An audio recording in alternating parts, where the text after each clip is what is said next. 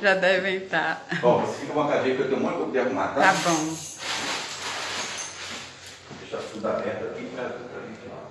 Ah, e se você quiser, você pode assistir o culto, tá? É pouquinha gente, tem cadeira lá, você senta. Ah, tá joia.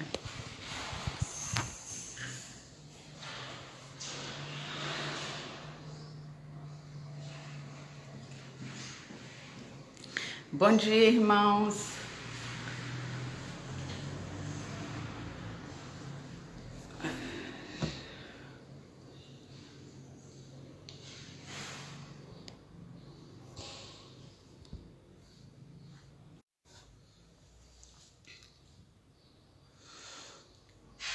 Nós tivemos um probleminha com conexão e aí viemos aqui para a igreja, né? Hoje estamos no templo do Senhor e vamos continuar estudando as cartas de Paulo.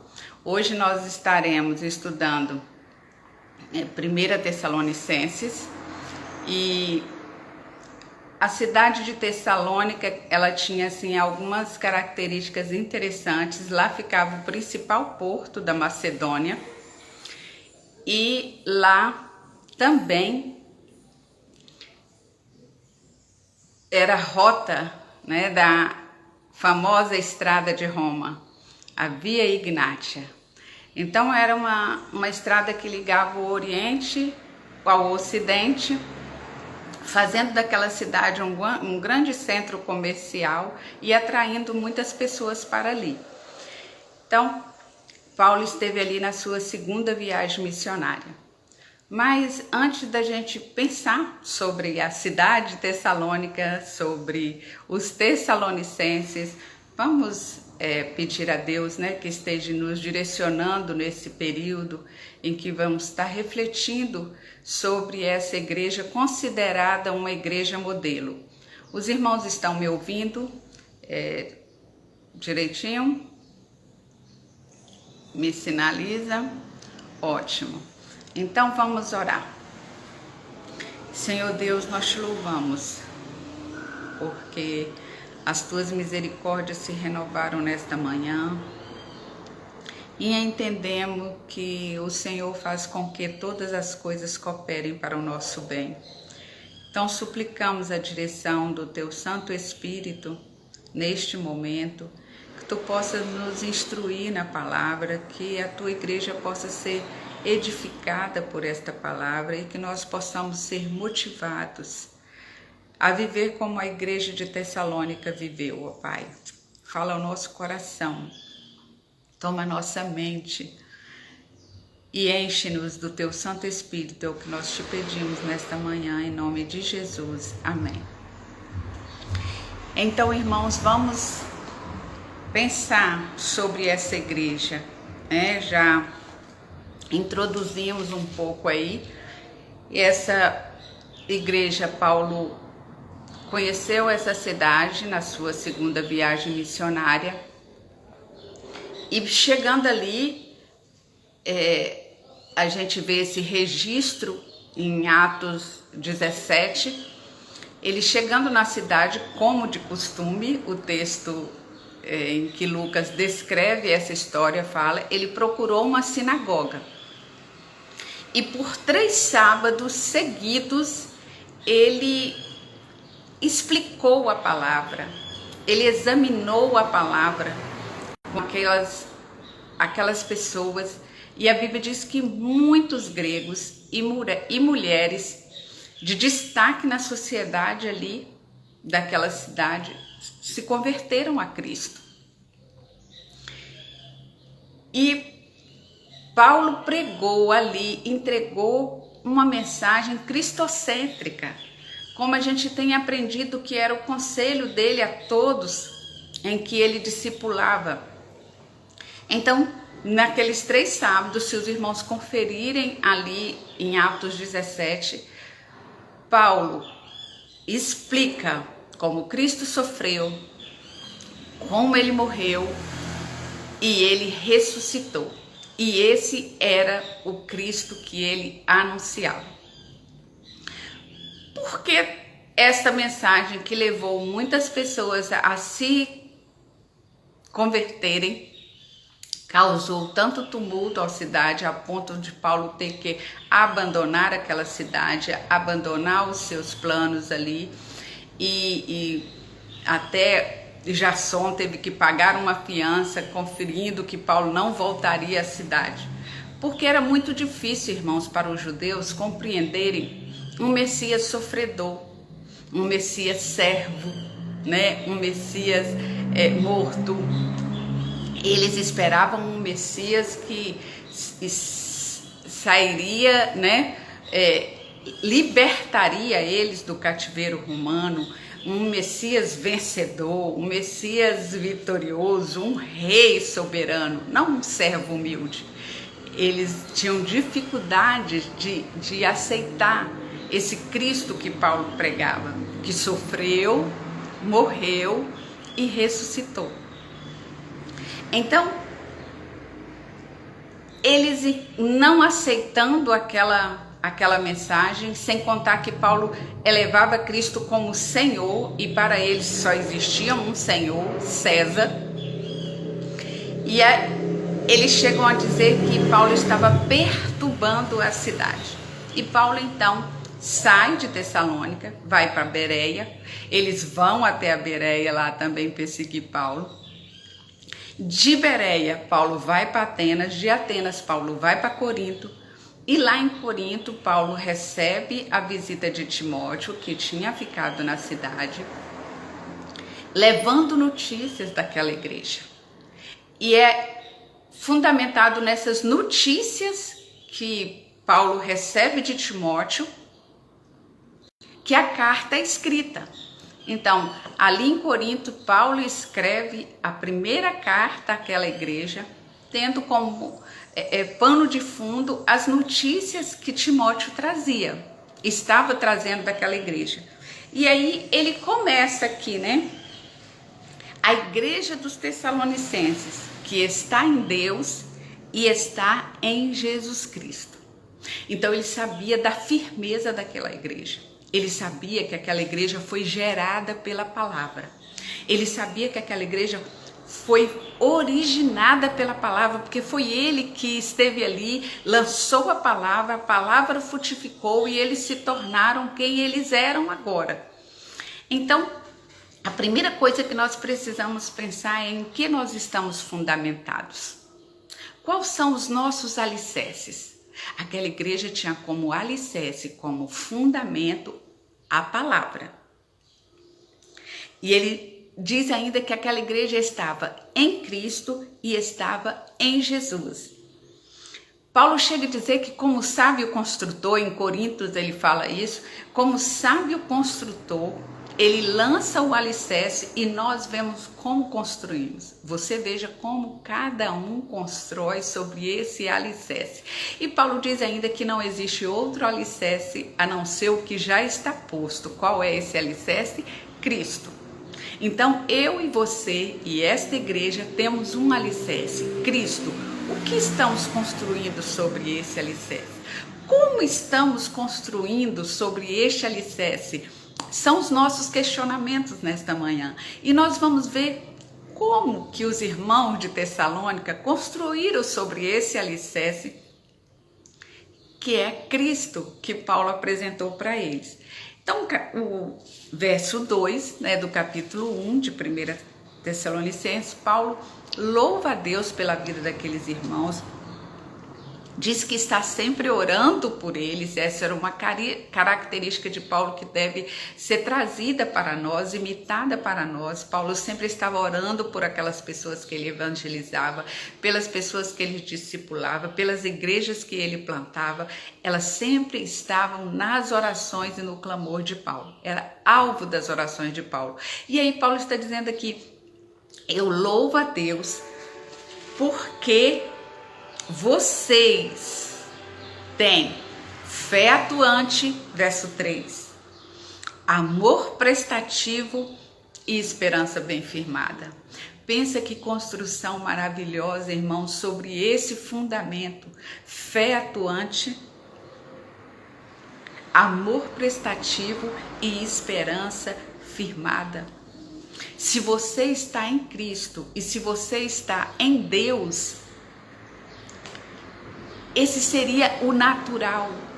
A minha fé, ela não tem que ser apenas de crer, de saber, de conhecer. Eu não posso apenas crer. Eu não posso apenas saber.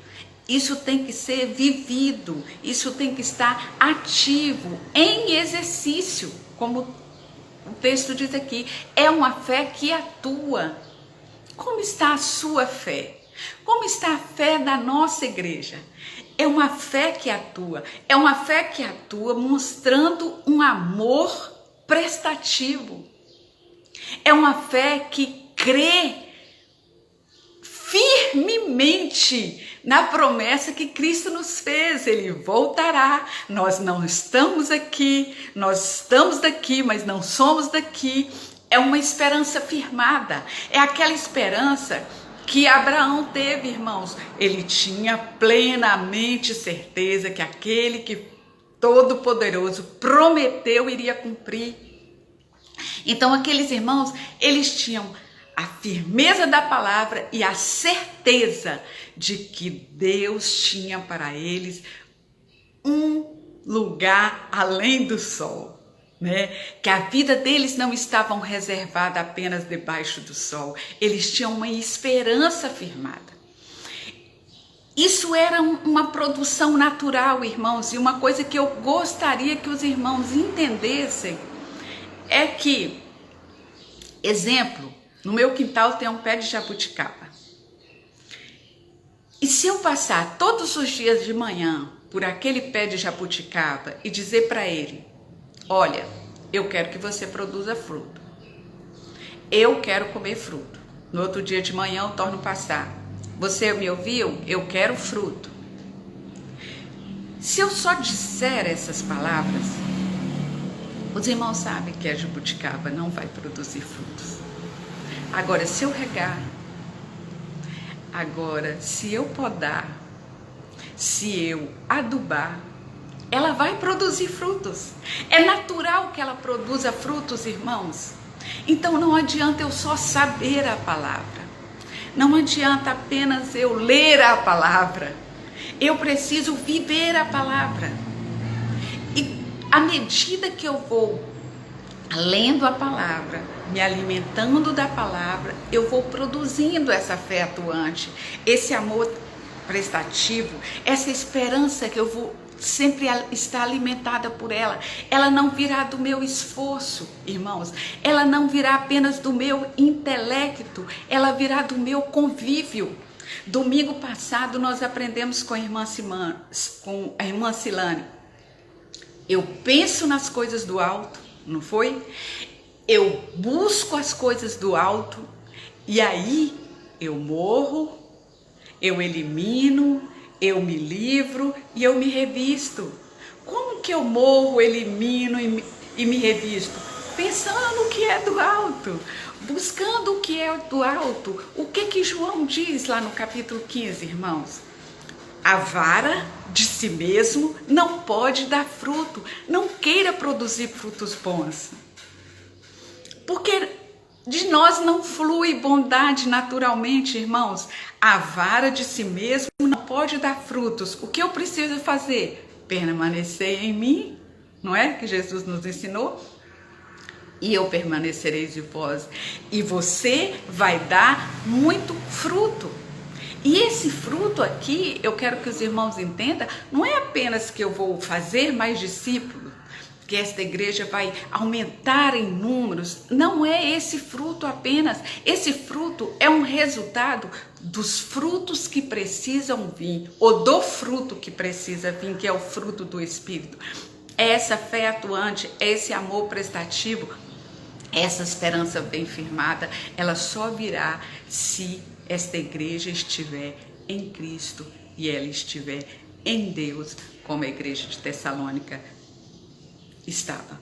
As virtudes manifestam, o autor da lição em que me baseei, que é uma revista já produzida, né, pela nossa convenção, as virtudes manifestas confirmam a ação de Deus na vida daquela igreja. Tanto confirma que o verso 4, Paulo diz assim: irmãos amados, nós sabemos que vocês foram escolhidos. Lembra que nós estudamos? Deus nos elegeu, Ele nos predestinou para sermos filhos através da obra de Cristo. Ele nos deu esse destino e nós aceitamos esse convite e estamos caminhando nesse plano que Deus predestinou para nós. E Paulo olhava para aquela igreja e dizia: vocês realmente são de Deus, vocês estão provando que são de Deus, vocês estão demonstrando que são escolhidos de Deus. Era nítido, não havia dúvida. E ele diz: e eu sei por quê. E eu sei por quê. O verso 5: porque o nosso evangelho não chegou a vós somente com palavras. Vocês estão entendendo, irmãos? O nosso evangelho chegou até vocês com palavra, poder e Espírito Santo e absoluta convicção. Vocês sabem, verso 4, como nós procedemos no meio de vocês. Vocês sabem o que vocês aprenderam, vocês sabem o que vocês ouviram. Vocês se lembram? O que você recebeu, o que você ouviu, o que você viu, isso praticai. E era isso que a igreja de Tessalônica estava fazendo. Paulo diz: vocês ouviram a palavra, e lá no capítulo 17 a Bíblia diz que após ouvir a palavra, o plano de redenção para aquele povo, sofrimento de Cristo, morte de Cristo, ressurreição de Cristo, eles foram convencidos, irmãos, através de que o verso 5 aqui do capítulo 1 diz: do poder de Deus e da ação do Espírito Santo.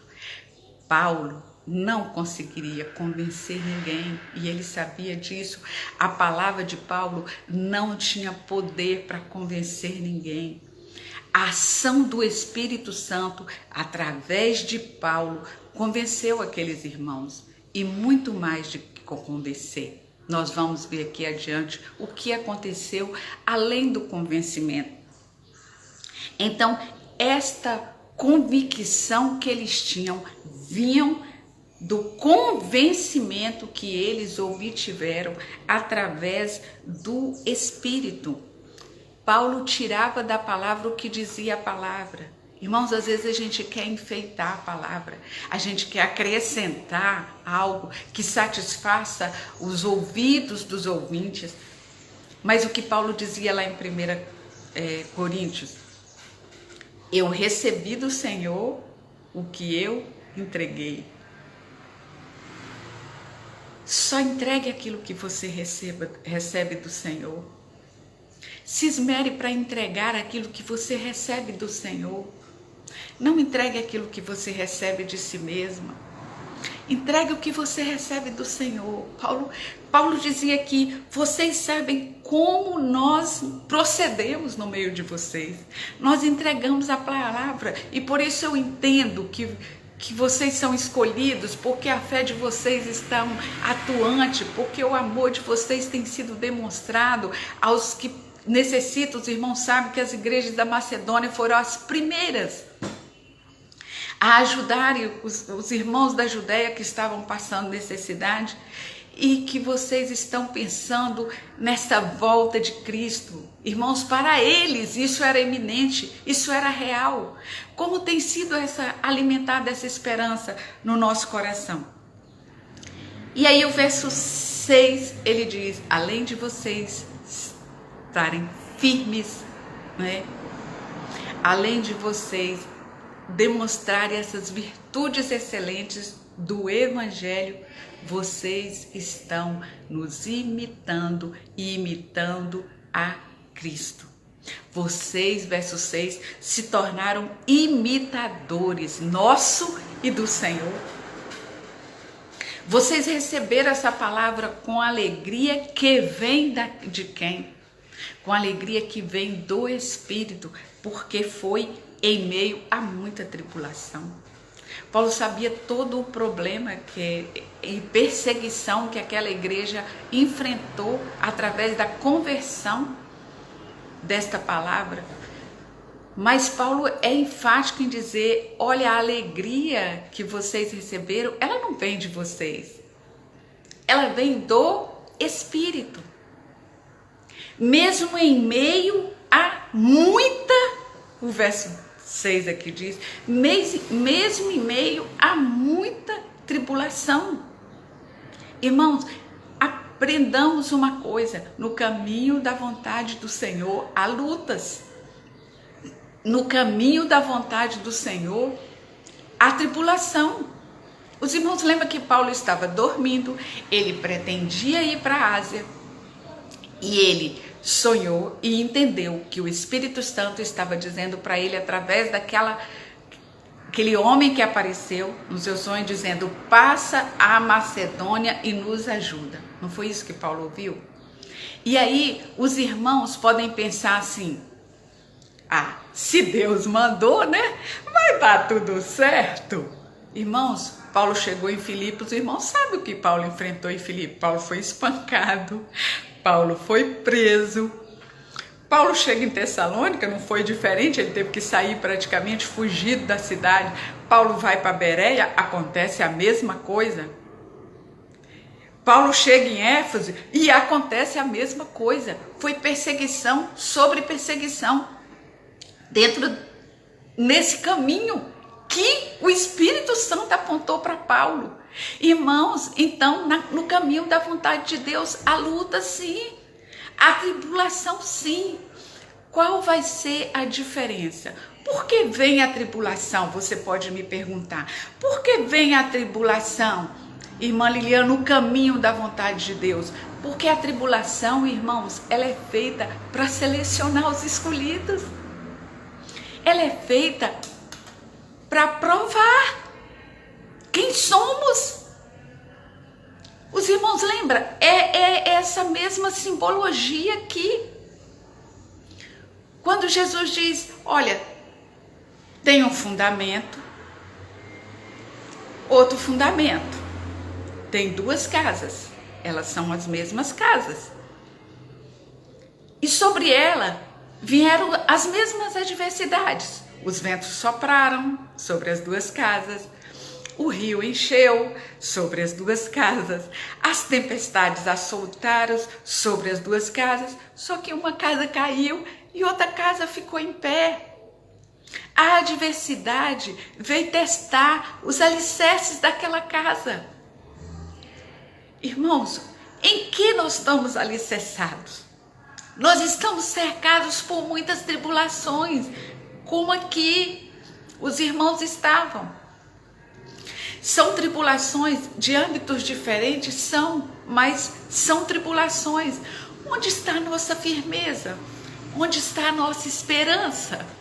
Onde está o nosso amor? E onde está a nossa fé?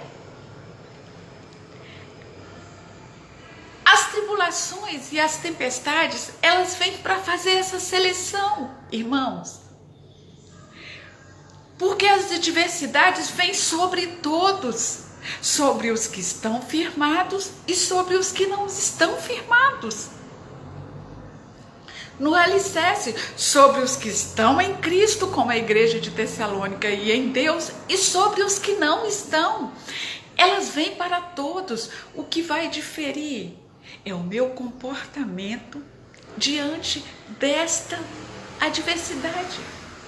É saber, como nós aprendemos junto com os irmãos alguns domingos atrás, é saber que essa alegria não vem de mim mesma, que essa alegria não vem das circunstâncias, como diz Paulo, que esta alegria vem do Espírito Santo de Deus, e meu caminho não é outro, é estar firmado nesse alicerce e cheio desse Espírito, para que a tribulação produza em mim, como a irmã Silane está dizendo aí, produza em mim a paciência, E a paciência produz em mim a perseverança, e eu não venha desanimar. Os irmãos vão ler a continuidade dessa carta e vão entender. Então, Paulo aqui no capítulo 1, ele destaca a firmeza daqueles irmãos, ele destaca as virtudes daqueles irmãos e ele destaca o procedimento daqueles irmãos. Eles são meus imitadores, irmãos, imitadores de Cristo em qualquer situação. Os irmãos lembram o que está escrito lá em Jeremias 17? Em Jeremias 17, Jeremias diz assim: feliz o que confia no Senhor, não é? Por quê? Porque ele está plantado junto às águas, as suas raízes, elas buscam a fonte, elas dão fruto e mesmo no tempo de seca, elas continuam dando fruto.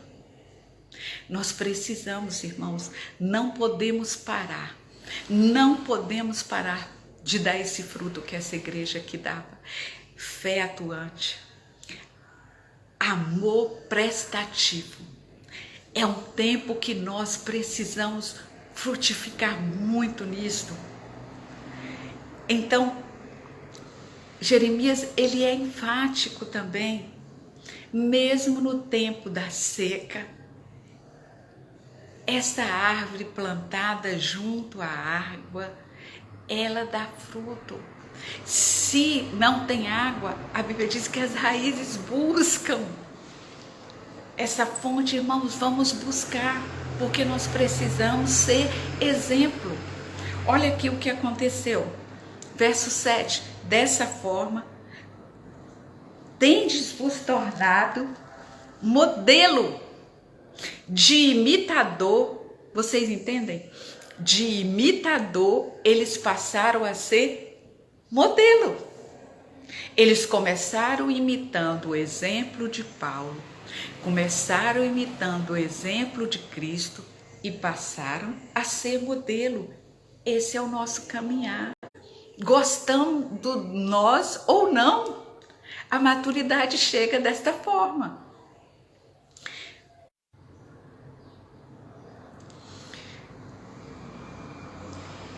Continuando, irmãos, porque tivemos uma pausa, nós precisamos caminhar nesse objetivo, imitando a Cristo e permitindo ser exemplo para o outro, ser modelo para o outro. Você diz: Lilian, eu não gosto de ser modelo, eu não gosto de ser exemplo. Queira você ou não, você é, irmãos. À medida que você professa, que você crê em Cristo e que você é um imitador dele, você passa a ser referência. As pessoas esperam em você essas virtudes contidas em Cristo, essas virtudes demonstradas nessa igreja. E aí Paulo diz no verso 8: vocês passaram a ser referência de tal forma que a partir de vocês a palavra do Senhor foi ouvida. A palavra do Senhor foi divulgada. A fé de vocês foi transmitida a todos os lugares. Não foi a partir de nós. Paulo está dizendo aqui, não foi a partir da minha pregação. Não foi a partir disso. Ele diz: a partir de vocês, a palavra de Deus foi ouvida. Ouvida como, irmãos? Através da vida deles. Através do procedimento deles. O procedimento deles falava mais alto do que as palavras. Realmente. Olha aqui, verso 9. Porque eles mesmos anunciaram a maneira como nós estivemos ali, como nós pregamos a palavra e de que forma vocês se converteram dos ídolos a Deus para servir a este Deus vivo. Então, vocês estão vendo? Não era nem mais os tessalonicenses que divulgavam o que tinha acontecido com eles. Os outros viam e começavam a divulgar. Eles anunciam de que maneira vocês se converteram. Se converteram para serem os melhores? se converteram para ter sucesso profissional? Se converteram para ter sucesso financeiro? O texto diz para que a gente se converte, irmão. A gente se converte para servir. Vocês se converteram para servir ao Deus vivo e verdadeiro. Por isso que a fé deles era ativa, por isso que o amor deles era prestativo, porque eles se converteram para isso, eles foram transformados. Irmãos, o evangelho que não transforma não é evangelho. O evangelho tem que transformar, o evangelho tem que produzir frutos. O evangelho tem que ser vivo na sua vida, ele tem que ser nítido. As marcas de Cristo em você. E esta igreja, ela demonstrava isso ao ponto da notícia correr quem eles eram e agora quem eles são. E eles são um povo tão próximo de Cristo, tão referência, tão modelo, verso 10, que eles estão esperando esse dia em que eles vão ouvir de Cristo. A promessa consumada, né? Bem-estar, servo bom e fiel. Entra no gozo do teu Senhor. Verso 10, esperando do céu seu Filho, a quem Deus ressuscitou dentre os mortos. Jesus, que nos livra da ira vindoura. Compreende, irmãos? Jesus não nos livrará, ele nos livra. A partir do momento que você aceitou aquele sacrifício de Cristo na cruz, você está livre da ira. Por quê? Porque a ira de Deus caiu sobre Jesus e ele nos justificou. A ira que era para ser recaída sobre nós, recaiu sobre Jesus. Agora não mais vivo eu, mas Cristo vive em mim, e a vida que agora vivo, eu vivo na fé do Filho de Deus. Esta ira está reservada para quem, irmãos? Esta ira está reservada, e nós aprendemos na palavra, esta ira está reservada para aqueles que não aceitaram essa justificação, que não se lavaram nesse sangue. Então, Deus nos garante essa regeneração. A regeneração não é obra sua. A regeneração é obra do Espírito. Lembra quando Nicodemos foi procurar Jesus? Jesus disse, olha, você tem que nascer de novo. Nicodemos disse, como que isso é possível? Jesus, o que é carne, o que é espírito é espírito. E é necessário nascer do Espírito. E Nicodemos queria saber isso. E aí, Jesus diz, o vento sopra onde quer, não é? Nem se ouve a sua voz, às vezes a gente não sabe de onde vem, nem para onde vai. Assim é todo aquele que é nascido do Espírito. Quando o Espírito faz essa obra em nós, irmãos, quando ele nos convence, quando ele nos gera novamente, é algo inexplicável, é algo incompreensível. Por isso que a Bíblia diz que o homem natural não entende as coisas do Espírito. Agora, a conversão é uma atitude, é mudança de mente, é mudança de rota, irmãos, é mudança de comportamento. E isso você vai conquistar como? Buscando as coisas que são de cima, pensando nas coisas que são de cima, convivendo com as coisas que são de cima. Você vai convertendo, você vai se santificando. Você se converteu e você vai se santificando. Então, a obra regeneradora é do Espírito. A conversão é uma atitude e uma decisão sua. Você aceita esse sangue lavado. E os irmãos de Tessalônica esperavam isso. Eles esperavam Cristo. Eles se sentiam preparados para isso, irmãos. Eles tinham firmeza, eles tinham virtude, eles seguiam o exemplo de Cristo e eles eram exemplo. Por que não esperar? Eles estavam esperando, eles estavam preparados para a volta. Como está o nosso viver? Como estamos nos conduzindo sobre esse fundamento?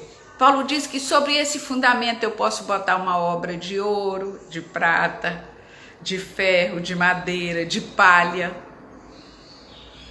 O que eu tenho construído e como eu tenho me preparado? Como têm sido as minhas referências? Quando se referem a mim como membro da Segunda Igreja Batista em São Mateus, quais são as características que são elevadas? Eu gostaria que cada um de nós pensasse sobre isso. O nosso título da lição de hoje é Uma Igreja Modelo. Querendo nós ou não, nós vamos ser modelo.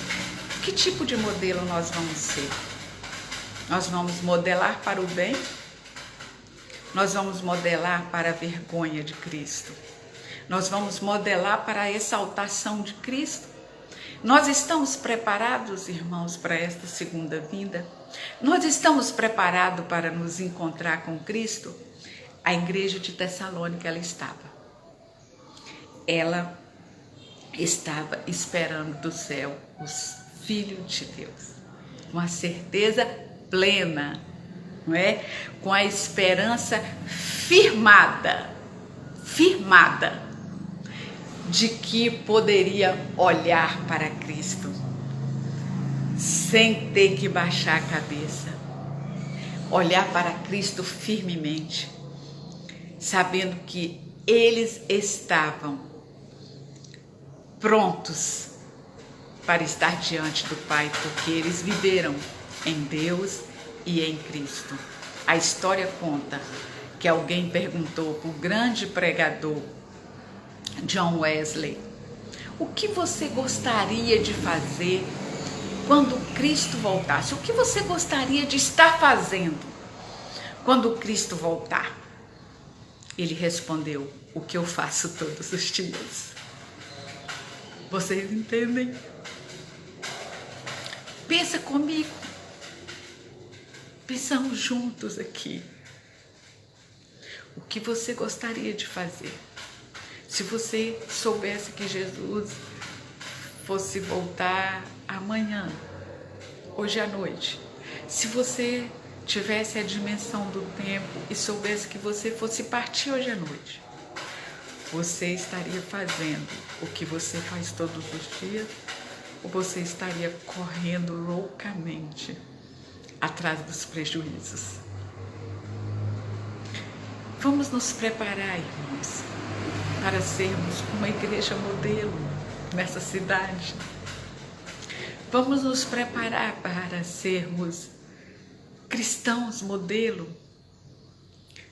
para ser nítido em nós estas virtudes tão vivas e reais na vida dos tessalonicenses. Que essa seja a nossa motivação, que esse seja o nosso grande desafio,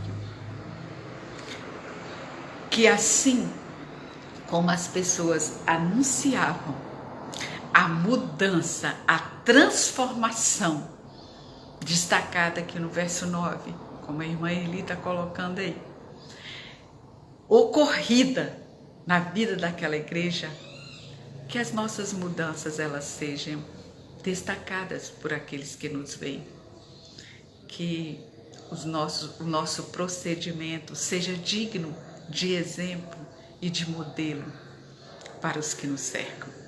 Amém? Nós vamos nos alimentar da palavra. Novamente vamos estar juntos, né? Hoje é o dia em que mais estamos juntos, pela manhã, à tarde e à noite. Vamos buscar esta comunhão, vamos estender as nossas raízes, vamos construir em cima desse fundamento e vamos viver em Cristo e em Deus para a glória dele, para a honra dele, para a exaltação dele, que esta igreja tenha uma fé firme, uma fé viva, uma fé atuante, que o amor de vocês seja um prestativo a todos os que necessitam e que você nunca perca a esperança de um dia se encontrar com o seu Senhor. Amém, irmãos? Amém.